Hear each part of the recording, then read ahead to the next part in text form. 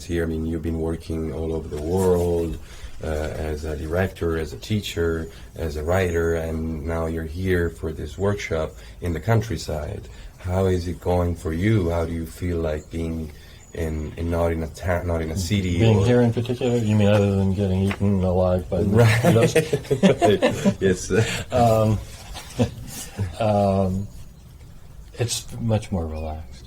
You know, I mean, the environment here is absolutely beautiful, and it's a great place to work. And the room that we're working in is, you know, I think helps. It's a whole environment, and the fact that some of the people are living here and that you can walk outside and you're in the middle of all this gorgeous land is just.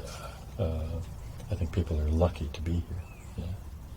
And I think that just it makes everyone a little friendlier and a little more relaxed, and so it's a little easier in a very short period of time for people to begin to be able to do what they're here to do without a huge problem.